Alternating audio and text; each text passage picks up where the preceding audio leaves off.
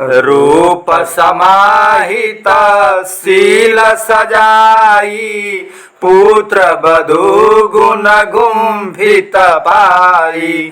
चिंता मुक्त भये जन राजू, कीन सजग पुनिया गिल काजू। रूपवती, शीलवती तथा गुणवती पुत्र वधू पाकर राजा सुरोधन निश्चिंत हो गए। उन्होंने सावधानी से आगे का काम किया।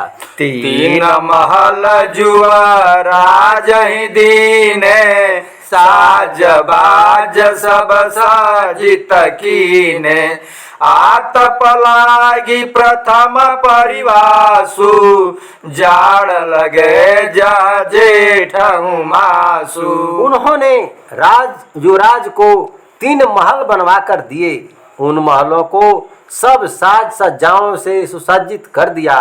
पहला परिवास ग्रीष्म काल के लिए था। वह इतना शीतल था कि जेठ के महीने में भी वहाँ जाड़ा लगने लगता था। पावस बासन कीचन कादो, कोटि करही किन सावन भादो।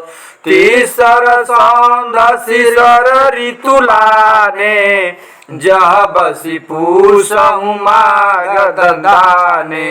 वर्षावास के लिए जो आवास था वह ऐसी जगह पर बना था कि वहाँ कीच करदम नहीं होता था, चाहे सावन भादों के महीनों में कितनी ही वर्षा क्यों न हो। तीसरा महल शीतकाल के लिए था। वहाँ पूष माघ के महीने में भी गर्मी लगती थी। बाग विशद सब सौधन घेरे, बेली बिटप तृण गुलम घनेरे। मोर चकोर चटक सुक मैना, खग मृग केली करही दिन रैना। वे महल विस्तीर्ण उपवन से घिरे हुए थे, जिसमें तरह तरह के वृक्ष लता और तृण गुल्म सुशोभित हो रहे थे। मोर, चकोर, गोरैया, तोता, मैना आदि तरह तरह के पशु पक्षी वहाँ दिन रात क्रीड़ा करते थे। जात नवनी झर झरही, भरही मुखर गुणगान। बिकसहि शरण सरोज बहू, करही मधुप मधुपान। तथागत बुधन नमामि। यत्र तत्र नए झरने झरते थे, जो मुखरित होकर कुमार का गुणगान करते थे। सरोवरों में अपने प्रकार के कमल खिलते थे, भौरे उनका रसपान करते थे। सारस हंस रचहि रतिरासु, 12 मास बसै मधुमासु। गान तान पटु प्रणय प्रवीणा, रूपवती बहु नारी नवीना। वहाँ पर सारस और हंस प्रेम क्रीड़ा करते थे। उस उपवन में 12 महीने बसंत लगा रहता था। गान तान में कुशल और काम कला में प्रवीण अनेक रूपवती नवेली स्त्रियां थीं। 8 जाम राही घर घेरी, राखई पान परन सम फेरी। पाई बधू पुनिशील समोई, रायुन रोह प्रणय पथ कोई। वे सब तरुणी स्त्रियां 8 पहर आवास में रहकर कुमार को घेरे रहती थी। वे सब इस प्रकार उनकी सेवा करती थीं, जैसे पान के पत्तों को बार बार फेर कर रखवाली की जाती है। अत्यंत शीलवती वधू को पाकर राजकुमार के प्रणय मार्ग में कोई बाधा नहीं रह गई। जन्म तेजुआ राज विरागी, प्रेम प्रभाव प्रणय रुचि रागी। यही विधि आई जुरे सब जोगु, बरबस भोगी चले भव भोगु। यद्यपि युवराज सिद्धार्थ जन्म से ही विरागी थे, लेकिन यशोधरा के प्रेम के प्रभाव से उनमें प्रणय की इच्छा पैदा हो गई। सब संजोग इस प्रकार आकर एकत्र हो गए कि वे सांसारिक सुख भोग भोगने लगे। पाई प्रणय सुख पुलकित गोपा, तन मन बोध मदन मदलोपा। बड़ सुख लाभ भयउ संतोखु, लहि पिय प्रेम सफल तिय कोखु। प्रणय सुख पाकर यशोधरा बहुत आनंदित हुई। काम के नशे में वह तन मन की याद भूल गई। उसे बड़ा सुख और संतोष हुआ। पति का प्रेम पाकर उसकी कोख सफल हो गई। प्रेम पोत नव मास लगी, पाली पोसी बड़कीन। फूली गर्भ नवजात फल, सरस सुखद तब दीन। तथागत बुद्ध नमामि।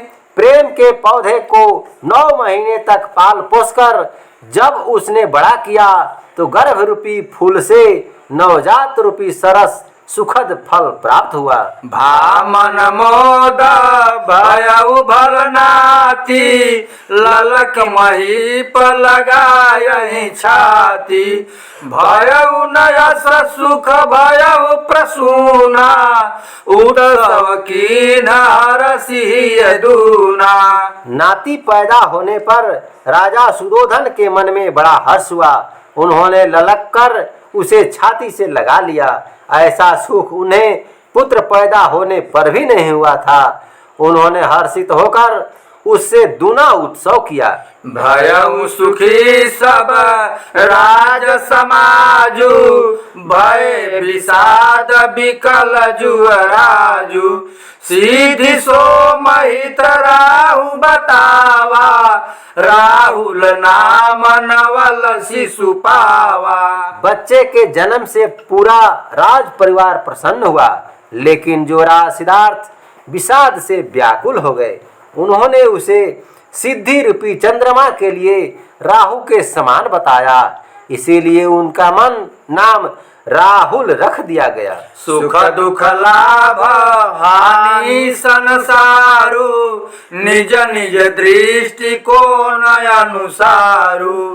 तनु गति होई मनहि किलाई, जह जस बिम्ल गय तस छाई। इस संसार में सुख और दुख, लाभ और हानि अपने अपने दृष्टिकोण के अनुसार ही अनुभव किए जाते हैं। जैसी मानसिक स्थिति होती है वैसी ही शारीरिक प्रतिक्रिया होती है। जहाँ जैसा आकार होता है वहाँ वैसी परछाई भी देखी जाती है। जिन सुख भोगन लोग ललाहि, त्यागन हेतु अजित अकुलाहि। लाय सब सुख भोग सारू, बिनु रुचि भोगत जाहि कुमारू। जिन सुख भोगों के लिए लोग लालायित रहते हैं उन्हें छोड़ने के लिए राजकुमार व्याकुल हो रहे थे। उन्हें सभी सुख भोग सारहीन लगते थे। वे बिना इच्छा के ही उन्हें भोगते जा रहे थे। राग बिना रुचि रास न आवे, जिमि बिनु भूख न भोजन भावे। लाइन संच दहाई दुख दाहु, सहाय मन ही मन कहाई न काहू। जिस प्रकार बिना भूख के भोजन अच्छा नहीं लगता, उसी प्रकार बिना रुचि के रास लीला भी रास नहीं आती। उनके मन में शांति नहीं थी। वे दुख की अग्नि में जल रहे थे। वे अपनी पीड़ा को मन ही मन सहते रहते थे, किसी से कहते नहीं थे। लगाय सब सुख भोग जनो, विध विलख विकराल। एहि विधि राजत राजगृह, बीत गयउ बहुकाल। तथागत बुद्ध नमामि। सभी राजसी सुख भोग उन्हें इस प्रकार कष्ट देते थे मानो हृदय में भयंकर बाण चुभा हुआ हो। इस प्रकार राजमहल में रहते उन्हें बहुत समय बीत गया। एक बार पूरा देखन लागी, चाह निरहु के उर जागी। भेज चतुर चर आय सुचाहा, मंत्री बोली कहु नर नाहा। एक बार इच्छाहीन कुमार के मन में भी नगर देखने की इच्छा उत्पन्न हुई। तब उन्होंने एक चतुर सेवक को भेजकर राजा से अनुमति मांगी। राजा ने मंत्री को बुलाकर कहा, देखन चाहि नगर जुवराजु, उचित प्रबंध करावहु आजु। देहु नगर पिटवाई ढिढोरा, पुरजन होई सजग सब ओरा। राजकुमार नगर देखना चाहते हैं, अतः इसकी उचित व्यवस्था करवाओ। नगर में मुनादी करवा दो ताकि सब पूर्ववासी सतर्क हो जाएं। तोरण बंधन वार लगाई, बेगी नगर सजवावहु जाई। पुरज विहेरी नयन हरसाहि, दृश्य दुखद पथ पावहि नाही। तोरण और बंधनवार लगाकर यथाशीघ्र नगर को सजाओ ताकि नगर की शोभा देखकर उनके नेत्र हर्षित हो जाएं, कोई अप्रिय दृश्य सामने न पड़े। लय पथ बरजित जाय नाही, अस निर्देश रहे रथवानी। संध्या काल सुखद जब आवे, तब नंदन वन सैर करावे। सारथी को ऐसा निर्देश रहे कि वह वर्जित मार्ग पर रथ को न ले जाए। जब शाम का सुखदायक समय हो तब वह उन्हें नंदन वन की सैर करा दे। जेहि तेहि भांति मनाई तहा, जुवराज कहि लय जाई। सचिव उदाई आई पुनि, ले यही बात बनाई। तथागत बुध नमामि। जैसे तैसे मनाकर वह युवराज को वहां अवश्य ले जाए। इसके बाद सचिव उदाई आगे का काम स्वयं संभाल लेगा। कीन सचिव सब इच्छित काजु, अनुमति पाई मुदित जुवराजु। सुदिन सुमास सब मन जीते, चले पहर जुग बासर बीते। मंत्री ने राजा की इच्छा अनुसार सब कार्य किया। उधर नगर भ्रमण की अनुमति पाकर युवराज बहुत प्रसन्न हुए। दिन भी अच्छा था, महीना भी अच्छा था, सब कुछ मन के अनुकूल था। जब दिन का दूसरा पहर व्यतीत हो गया तब वे नगर भ्रमण के लिए निकल चले। संग नयंग चरण कह कीन्हा, जानि सहायक सूतहि लीना। करि पथ पार नगर मायाए, पुरजन काम धाम तजि धाये। राजकुमार ने अंगरक्षकों को साथ नहीं लिया, सारथी को सहायक समझकर साथ ले लिया। बीच के मार्ग को पार करके जब वे नगर में आए तो पूर्ववासी काम धाम छोड़कर उन्हें देखने दौड़ पड़े। बालक वृद्ध जुआ नर नारी, जुग पछन पथ भीर करारी। बरस प्रसून करहि जयकारा, बरनी न जाई आनंद अपारा। मार्ग के दोनों ओर नगर के बालक, वृद्ध और जवान स्त्री पुरुषों की भयंकर भीड़ थी। वे सब पुष्प वर्षा करते हुए उनकी जय जयकार कर रहे थे। उन्हें अपार आनंद हो रहा था जिसका वर्णन नहीं किया जा सकता। रूप अनूप पियहि लवलाई, मनहु पिपल सहद सर पाई। लाजवती बहु लागी झरोखे, सरस स्वरूप चखहि चकचोखे। सब लोग बड़े चाव से कुमार के अनुपम रूप रस का पान कर रहे थे, मानो चींटियों को शहद का सरोवर मिल गया हो।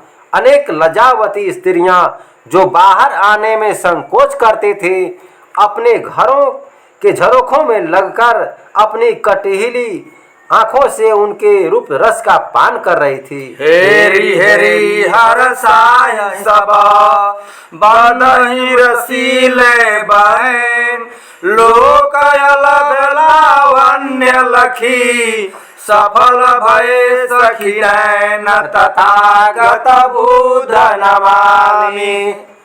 वे सब उन्हें देखकर प्रसन्न होती थीं और आपस में रसीली बातें करती थी। ऐ सखी, इस लोक दुर्लभ सौंदर्य को देखकर आज हमारे नेत्र सफल हो गए। मूरति मांजुर विरचि मधुमोही दीन सिदैव कृपन दृगधोई तेउ निरंतर कामन आए पलक कपाट सपाट लगाए। मधु में मोई हुई ऐसी सुंदर मूर्ति बनाने के बाद भी कंजूस विधाता ने उसे देखने के लिए हमें केवल 2 ही आंखें दी हैं। वे आंखें भी लगातार देखने का काम नहीं कर पाती, क्योंकि उसने उनमें पलकों के समतल किवाड़ लगा दिए हैं जो बीच बीच में बंद हो जाती है। अन्य कहे लखी लो नैना मुख रवि चंद दीप दिन रैना नील कमल समनयन सलोने अंग अंग दुति दमकति सोने। दूसरी कहने लगी, उन्हें देखकर आंखें लुब्ध हो जाती हैं। उनके मुख पर दिन रात सूरज चांद चमकते रहते हैं। उनके नेत्र नील कमल के समान सुंदर हैं।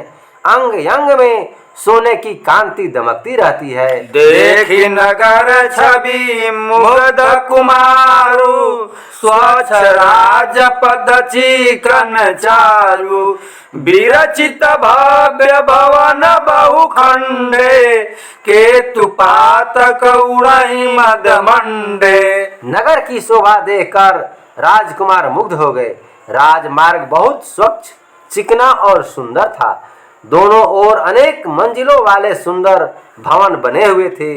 उनमें गर्व से गर्वित ध्वजाएं और पताकाएं उड़ रही थी। सुधर सुडौला गरनारी सुंदर वस्त्र विभूषण धारी लेखिय लेख नगर उतकरसु राजकुमार ही भाई हरसु। नगर के स्त्री पुरुष बड़े सुंदर और सुडौल थे। वे अच्छे अच्छे कपड़े गहने पहने हुए थे। अपने नगर का अनुपम ऐश्वर्य देखकर राजकुमार के हृदय में बड़ा हर्ष हुआ।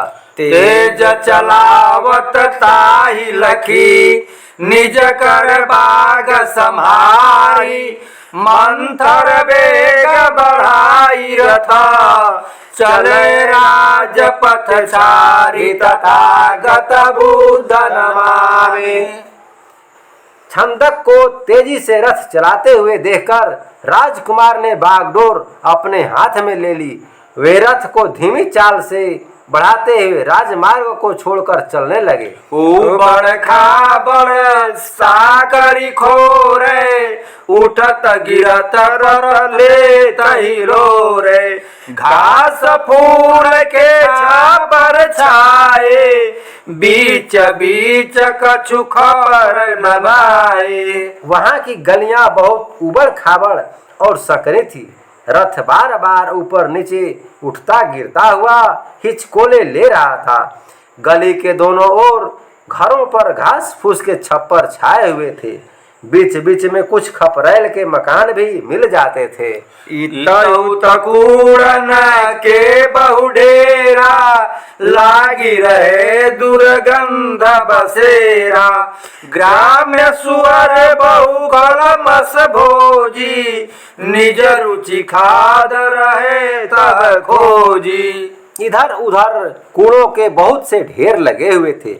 ऐसा लगता था मानो दुर्गंधों के पड़ाव पड़े हुए हों। गंदगी खाने वाले बस्ती के सुअर उन ढेरों में अपनी अपनी रुचि का भोजन तलाश रहे थे। संग लगे लघु सावक नाना, खोज रही कछु मुर्गहु दाना।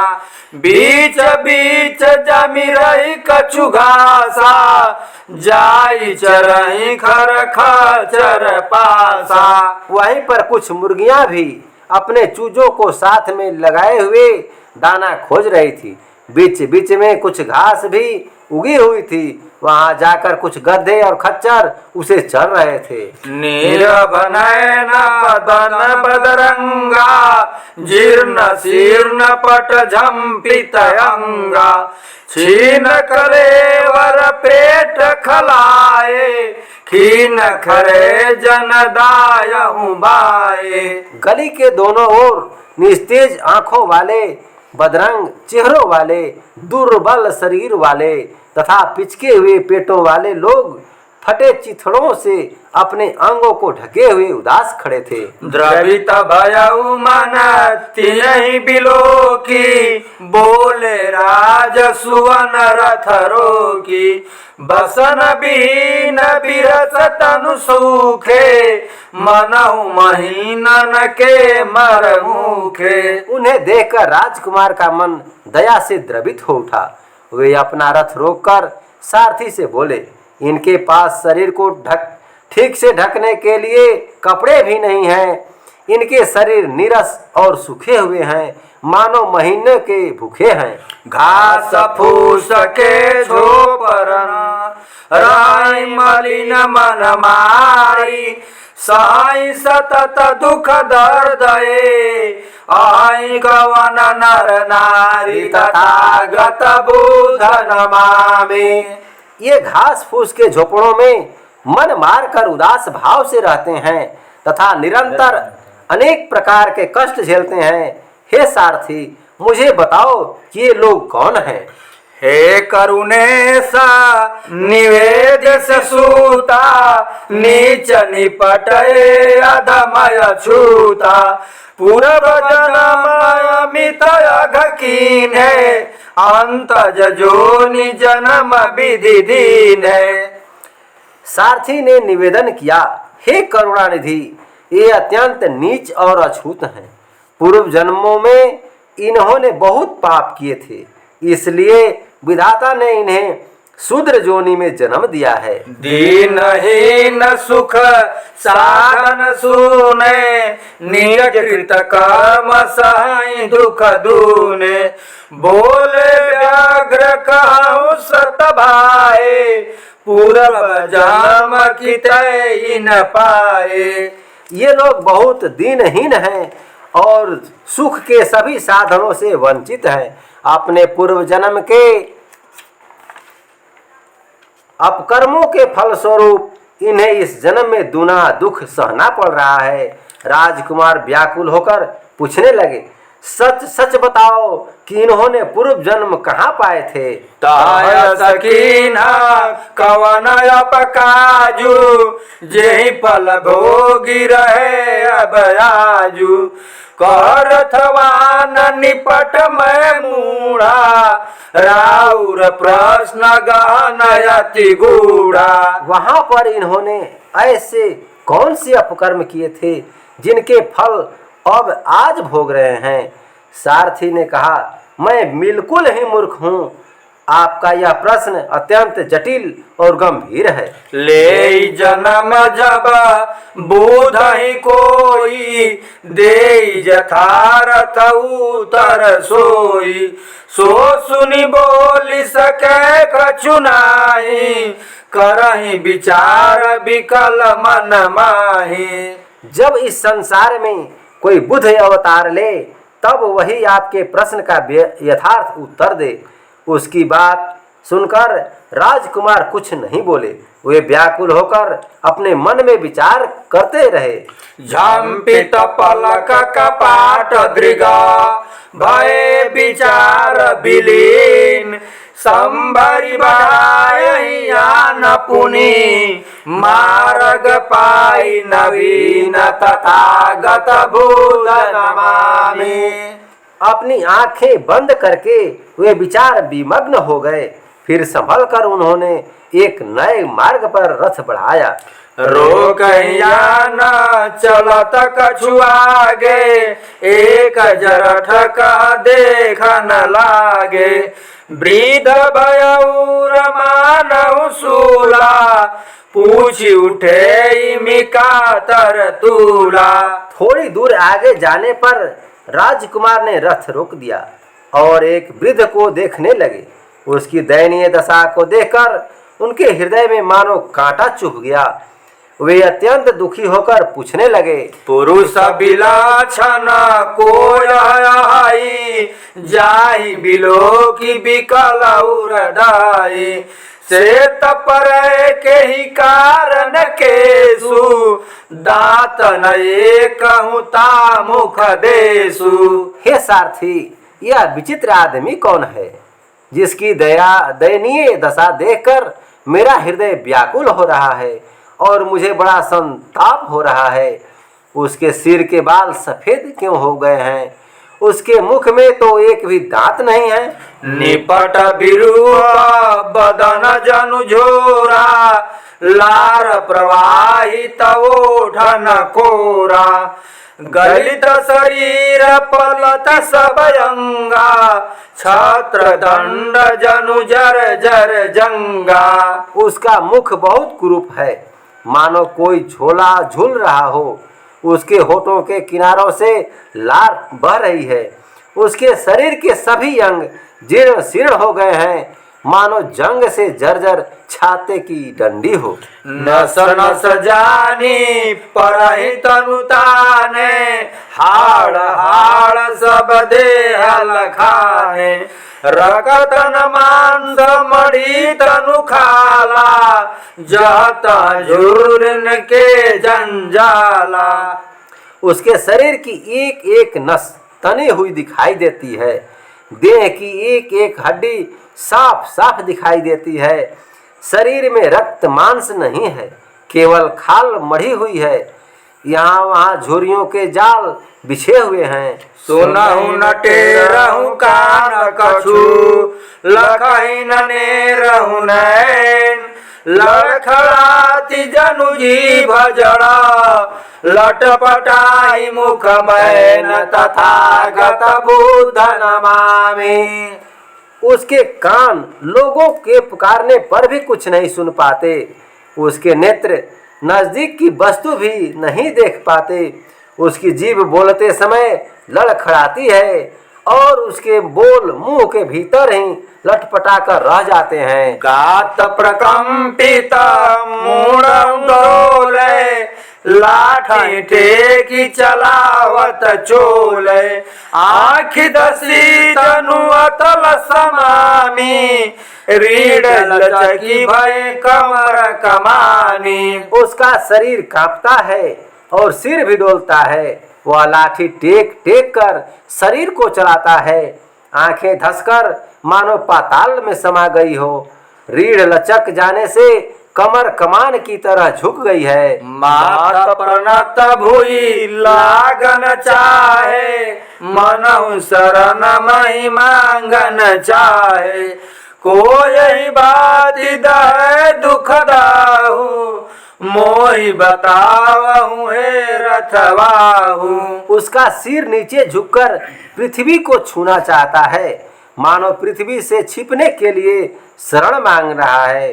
हे सारथी, मुझे बताओ कि वह आदमी कौन है जो इस प्रकार संताप से जल रहा है। बोली उठे सुनी बानी विनीति, लोक यह प्राकृत रीति। प्रथम ही जन्म जगत शिशु पावे, गोद गहत मन मोद बढ़ावे। उनकी बात सुनकर सारथी विनम्र वाणी से बोला, हे राजकुमार, यह संसार का प्राकृतिक नियम है। सबसे पहले बच्चा संसार में जन्म लेता है। लोग उसे गोद में लेते हैं तो मन में बड़ा हर्ष होता है। गिरत परत तनु धूरि रमाई, सहसव जात मिलत लरिकाई। खेल कूदी जब बचपन जावे, तब तरुणाई आई गरुड़ावे। बच्चा गिरता पड़ता है, शरीर में धूल रमाता है। इस प्रकार शैशव व्यतीत होने पर बचपन आता है। बचपन भी खेल कूद कर चला जाता है और तब जवानी गले लगाकर मिलती है। अंग अंग रस रंग भरी, ओज तेज तनु लाई। नीत नूतन सहवास सुख, देती जवानी आई। तथागत बुध नमामि। अंग अंग में प्रेम का रस और रंग भरकर, शरीर में तेज और प्रताप लाकर जवानी नित्य नया सहवास का सुख प्रदान करती है। जवन जात जरा ठियावे, ओ जते जबल बुद्धि घटावे। जर जर हो जरा गत गातु, जे अवलो की रहे अब तातु। जौवन के आते ही बलपूर्वक बुढ़ापा आ जाता है। मनुष्य के तेज प्रताप बल और बुद्धि को कुंठित कर देता है। हे तात, बूढ़ा होने पर शरीर इसी प्रकार जर्जर हो जाता है जैसा आप सामने देख रहे हैं। कोटि पुलिस सिर साथ ही टूटे, बानी विकंठित बोल न फूटे। लखई नरंचय लख दृग खोले, होत सचेत समर यस बोले। सारथी की बात सुनकर राजकुमार के सिर पर एक साथ ही जैसे करोड़ों वज्र टूट पड़े। उनकी वाणी विकुंठित हो गई, मुख से बोल नहीं फूटे। उनकी आंखें तो खुली की खुली रह गईं, पर कुछ देख नहीं पाते थे। थोड़ी देर में उन्हें होश आया तो वे संभल कर बोले, जो गतियाजू आहे यही केरी, अंत की सो यही हो यही मेरी। मोबर बाम काम रस मोई, विकृत रूप की ऐसा ही होई। हे सारथी, आज इस व्यक्ति की जैसी हालत है, क्या अंत में मेरी भी ऐसी ही हो जाएगी? मेरी सुंदर पत्नी जो कामरस से सनी है, क्या किसी दिन वह भी ऐसी कुरूप और घिनौनी हो जाएगी? इष्ट मित्र प्रिय परिजन जेऊ, हो यही अंत कुरूप की तेऊ। जान चुके तुम जो ही जहानू, मोहि बताओ हे मति मानू। मेरे जो इष्ट मित्र और सगे संबंधी हैं, क्या अंत में वे भी इसी तरह कुरूप हो जाएंगे? तुम दुनिया देख चुके हो, सब कुछ जान चुके हो, इसलिए बुद्धिमान सारथी मुझे ये बात बताओ। कह छंद कयहि लोक महा, जो जन जन मत आई। बालक होई किशोर पुनि, जवन जात बुढ़ाई। तथागत बुध नमामि। छंदक कहने लगा, हे राजकुमार, इस संसार में जो मनुष्य जन्म लेता है वह बालक होता है, किशोर होता है, जवान होता है और अंत में बूढ़ा हो जाता है। निज भय पूरी जियत जन जोई, अंत बुढ़ापहि भोगत सोई। विश्व जरा बैठारी न जाई, दैव विधान निवारी न जाई। जो व्यक्ति अपनी पूरी उम्र तक जीवित रहता है, अंत में उसे बुढ़ापा भोगना ही पड़ता है। इस संसार में वृद्धावस्था को टाला नहीं जा सकता।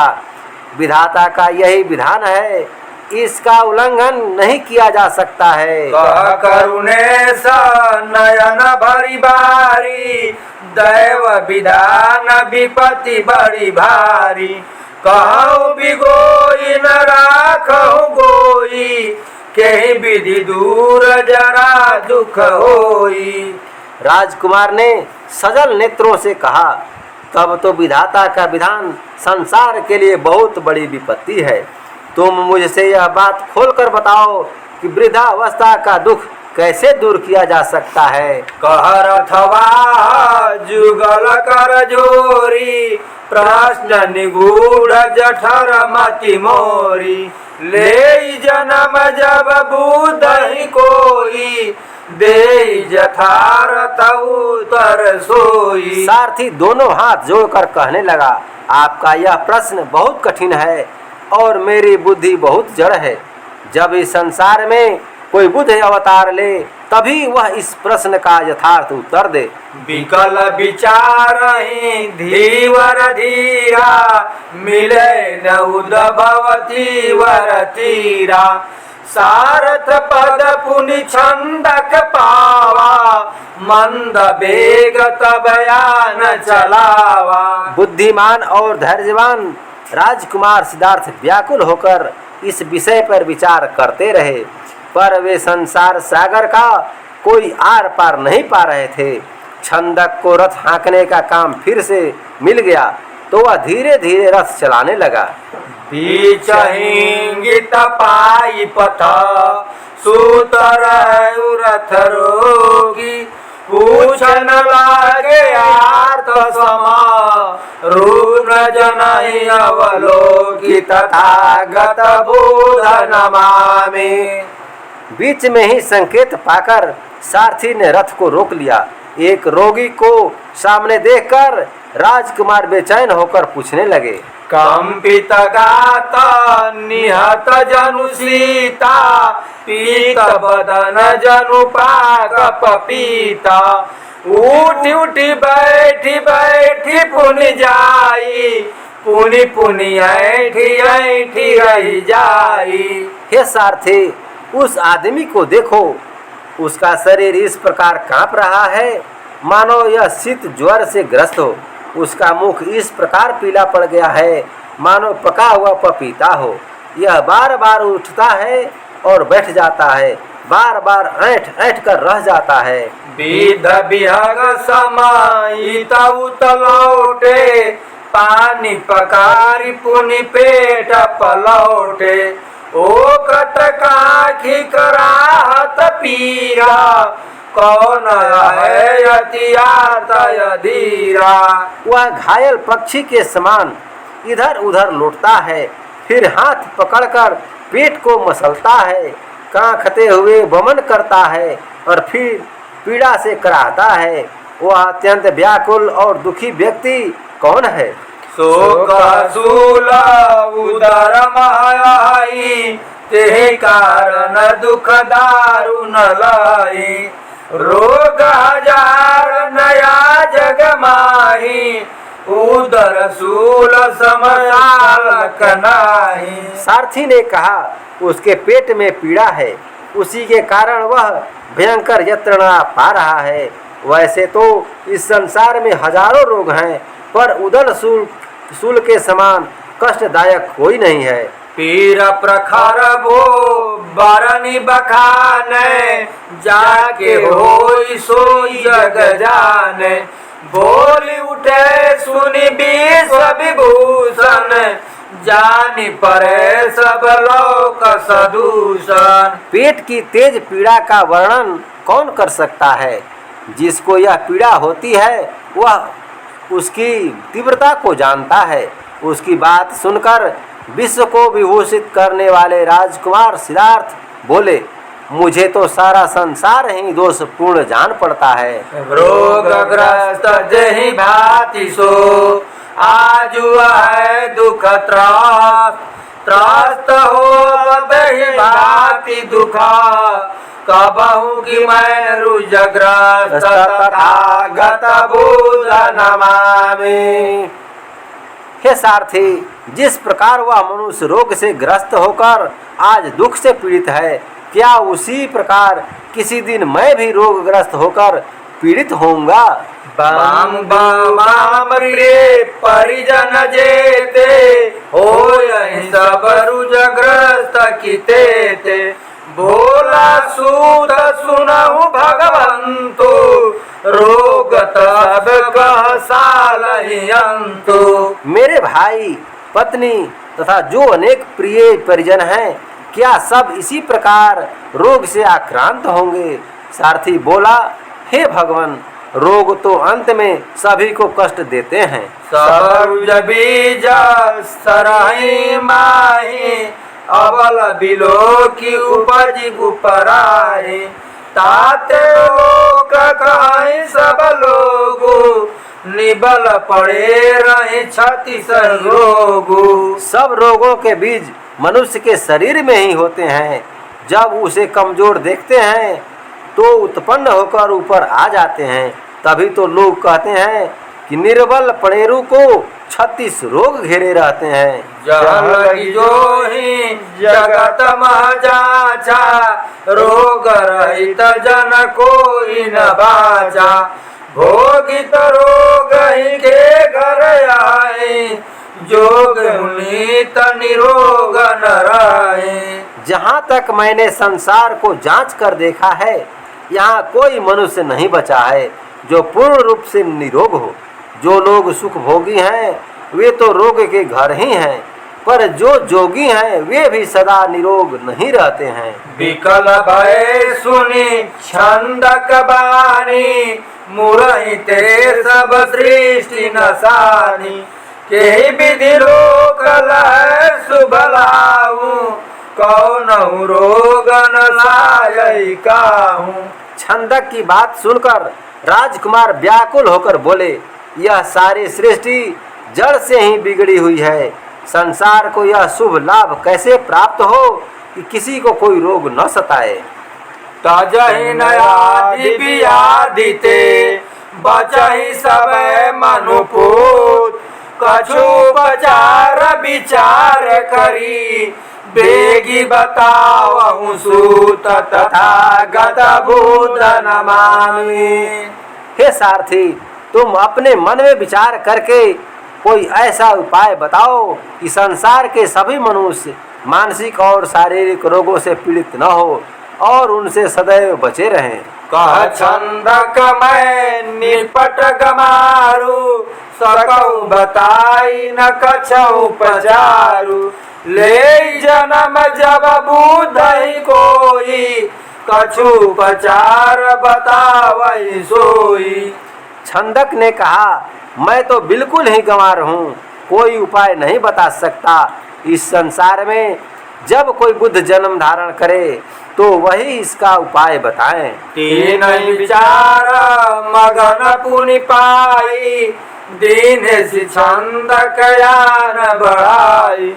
दूर अधिक रथ जाई न पावा, पुनि अवरोध अचानक आवा। उन्हें फिर से विचार मग्न देखकर छंदक ने रथ को आगे बढ़ा दिया, लेकिन रथ अभी अधिक दूर नहीं जा पाया था, तभी अचानक फिर रुकावट आ गई।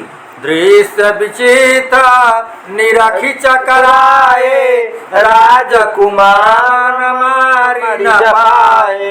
रोज रथ पुनि पूछन लागे, दृश्य जब अवलोकन आगे। सामने अद्भुत दृश्य देखकर राजकुमार चकित हो गए। वे अपने मन को नहीं रोक पाए। रथ को रोककर छंदक से कहने लगे, हे छंदक, सामने विचित्र दृश्य देखो। चित पराई बसन बर्बादे, चारों को न गहे कर कांधे। ढोवई काई किते सब जाही, वीर हजार न कै पथ माही। सैया पर चित्त लिटाकर वस्त्रों से लपेटकर चारों कोनों को कंधों पर रखे हुए ये लोग किसे ढो रहे हैं और कहाँ ले जा रहे हैं। उनके साथ रास्ते में हजारों की भीड़ साथ साथ चल रही है। पुष्पहार पहिराई बहु, पुष्पमन से जस जाय। चढ़ई करुण सुर शंकरता, रोदन बाज बजाई। तथागत बुद्ध नमामि। ये लोग उसे फूलों की अनेक मालाएं पहनाए हुए हैं, उसके लिए फूलों की सया सजाए हुए हैं। करुण स्वर में झंकार करते हुए मातमी बाजे बजाते हुए चल रहे हैं। हंसहि न बोलहि सब मन मारे, मनु जुआरी जथा सब हारे। ब्रह्म सत सब जगत यसारु, बीच बीच बचन उच्चारू। ये लोग न हंसते हैं न बोलते हैं, सब मान मारे हुए हैं, मानो जुआरी अपनी पूंजी हार गए हों। बीच बीच में वे ब्रह्म सत्य जगत मिथ्या जैसे वचनों का उच्चारण कर रहे हैं। दृश्य जब लखी मोमन मूढ़ा, खोली बताव हुआ सय बूढ़ा। सुनी अनुरोध सकुच मन गयऊ, सूत ही बड़ विस्मय भयऊ। यह अजीब दृश्य देखकर मेरा मन भ्रमित हो रहा है, तुम मुझे इसका गूढ़ रहस्य खोल कर बताओ। राजकुमार का अनुरोध सुनकर उसे कुछ संकोच हुआ, साथ ही उसे बड़ा आश्चर्य भी हुआ। निकहि तरुण भये जुवराजु, ए सब दृश्य की देखहि आजु। बुद्धि निकेतन लागहि मूढ़े, प्रथम याजक देखहि बूढ़े। सारथी सोचने लगा, जो राज पूर्ण रूप से जवान हो चुके हैं, क्या ये सब दृश्य उन्होंने आज पहली बार देखे हैं? इतने बड़े बुद्धिमान होकर भी वे बिल्कुल मूर्ख लग रहे हैं। क्या आज उन्होंने पहली बार किसी बूढ़े को देखा है? रहि नगर बिचयहि न जोगी, प्रथम याजक देखहि रोगी। रोज ही लोग करहि भव पारू, देखहि लाश की प्रथम ही बारू। रहती तो नगर के बीच में ही है, कोई जोगी विरागी भी नहीं है कि जंगल में रहते हो, तो क्या आज उन्होंने पहली बार किसी रोगी को देखा है? लोग रोज ही संसार सागर को पार करते रहते हैं, तो क्या उन्होंने पहली बार कोई लाश देखी है? धौ मोहि देना चाहि बड़ मानु, पूछहि जानि अजान समानु। धौ नव दृष्टि लई जुवराजु, लागहि दृश्य नए सब आजु। क्या वे मुझे सम्मान देने के लिए जानबूझकर अनजान के समान पूछ रहे हैं, अथवा आज उन्हें कोई नई दृष्टि प्राप्त हो गई है जिसके कारण पुराने दृश्य भी नए प्रतीत हो रहे हैं? सोचि विचारि निरुद्ध मना, सुलभ निचोर। स्वामी भाव विभोर लखी, बोला भाव विभोर तथागत बुध नमामि। सोच विचार करते करते उसका मन थक कर रुक गया, पर वह इस सही निष्कर्ष पर नहीं पहुंच पाया। स्वामी को विचार मग्न देखकर वह भावुक होकर बोला, जे जन लेहि जन्म जग बीचा, ते सब होहि विमर्दित मीचा। काल ग्रसित सब जीवन धारी, पार करहि भव निज निज पारी। हे राजकुमार, इस संसार में जो जन्म लेते हैं वे सब मृत्यु के द्वारा मारे जाते हैं। संसार के सभी जीवधारी काल के ग्रास होते हैं और अपनी अपनी बारी में संसार सागर से पार चले जाते हैं। तो जन आजु भयउ भव पारा, प्राण रहित तनु भयउ असारा। मृत गात सबयन सजाई, चले करन स्वर्वाज बजाई। वह आदमी आज संसार से पार हो गया है, उसका शरीर निष्प्राण होकर सारहीन हो गया है। उस प्राणहीन शरीर को लोग अर्थी में सजाकर मातमी बाजे बजाते हुए जा रहे हैं। जाई मसान जरहि आछे, प्रेत कर्म पुनि करहि पाछे। जो करनीय करहि सब सोई, तात बिलोचन बात न कोई। वे उसके मृत शरीर को श्मशान में ले जाकर ठीक से जलाएंगे, उसके बाद मरणोत्तर क्रिया कर्म करेंगे। मृत्यु के बाद जो कुछ किया जाता है सब वही कर रहे हैं। हे स्वामी, इसमें कोई भी बात विलक्षण नहीं है। कंपित गात प्रकंपित हिया भयउ मलिन मुख जिम दिन दिया धूल दृष्टि सृष्टि छवि छीनी जानी परीर ज्योति मलिनी। सारथी की बात सुनकर सिद्धार्थ का सारा शरीर कांप उठा, उनका हृदय हिल गया, मुख इस प्रकार मलिन हो गया जैसे दिन में दीपक, उनकी दृष्टि धुंधली हो गई और सारी सृष्टि बदरंग दिखाई पड़ने लगी। सूरज की रोशनी भी फीकी जान पड़ने लगी। जिय गति गोई सोई पुनि जागे या नवासन पूछन लागे साच बतावहु तुम ही न खोरी यही विधि हो यही मीच की मोरी। अपने मन की दशा को सारथी से छुपाते हुए वे फिर से सचेत हो गए और उससे पूछने लगे, हे सारथी, तुम्हें मैं कोई दोष न दूंगा, तुम मुझे सच सच बताओ कि क्या किसी दिन इसी प्रकार मेरी भी मृत्यु हो जाएगी? तात मात सुत भ्रात भृत नात गोत बहुआन करहि देव की पार भव मरहि ताहि समान तथागत बुध नमामि।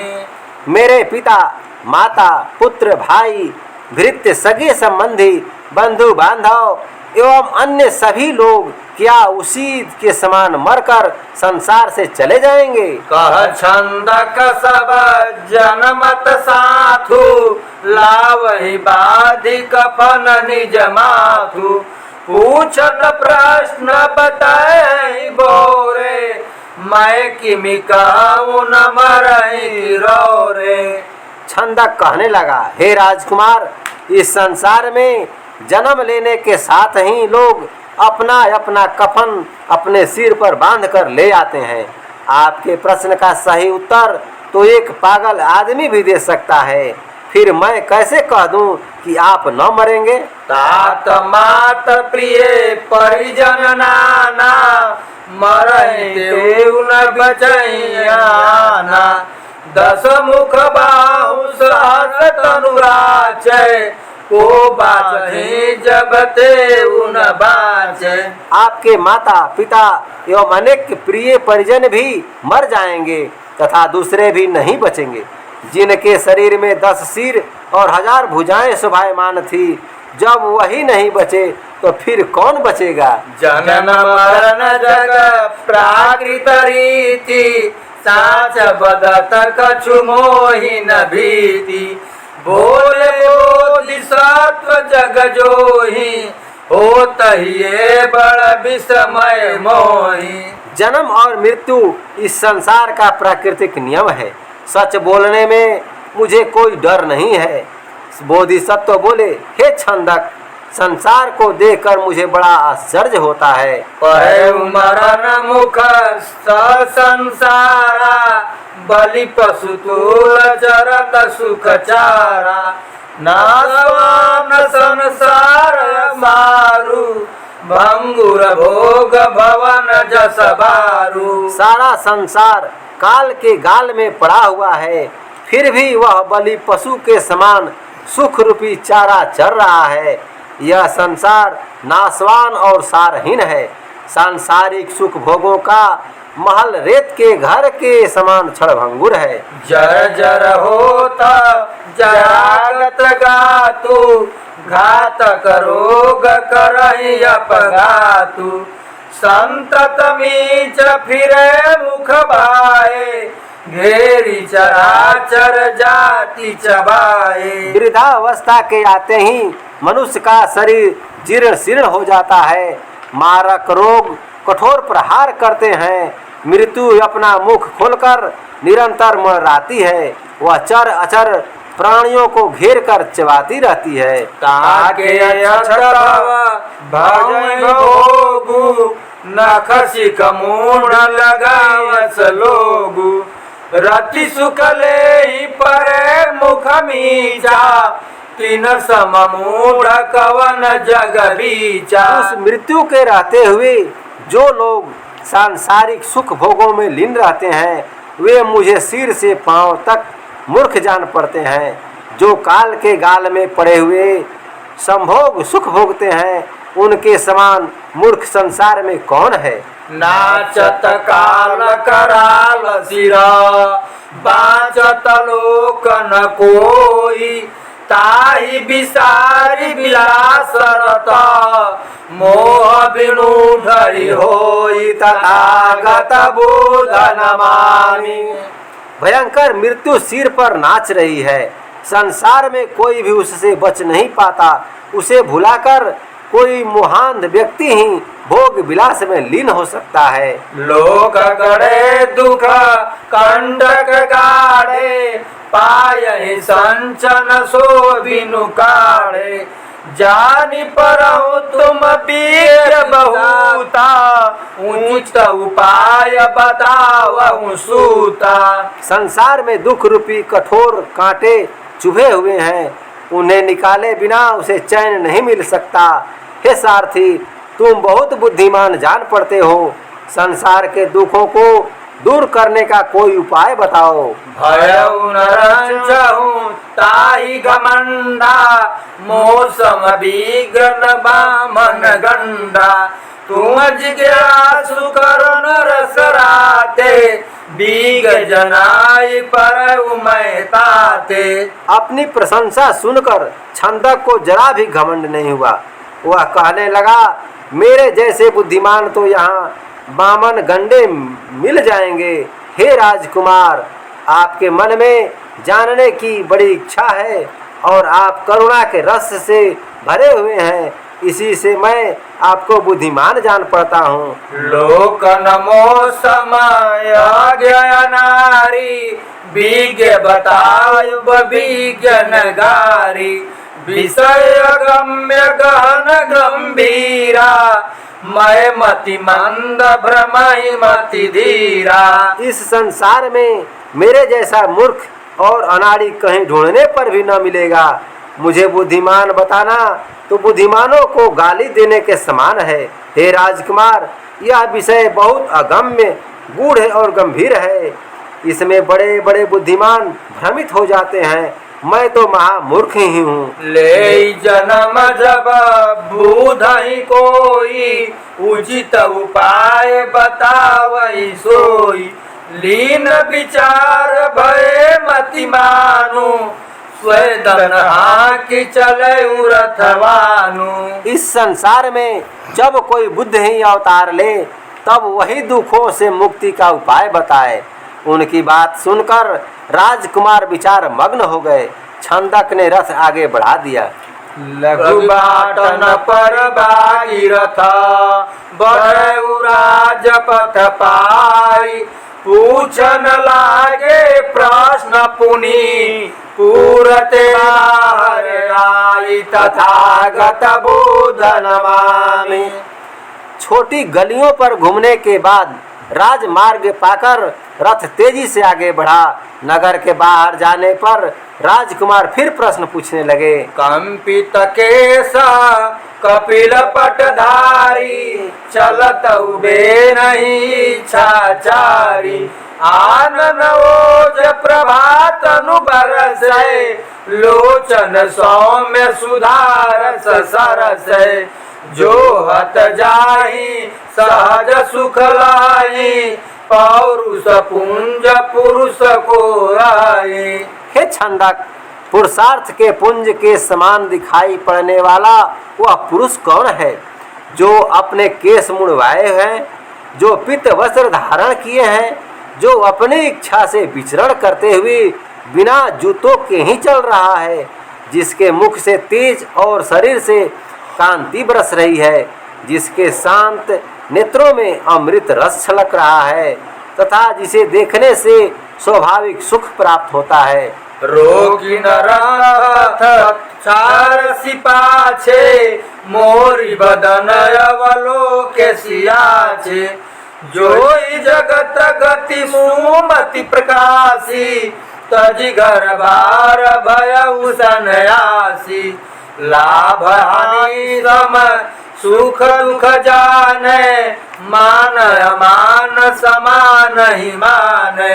छंदक ने रथ न रोककर उसे आदमी को पीछे ही छोड़ दिया था। राजकुमार के पूछने पर उसने मुख मोड़कर पीछे देखा और बोला, हे राजकुमार, संसार की गति को देखकर उसमें सद्बुद्धि जागृत हो गई।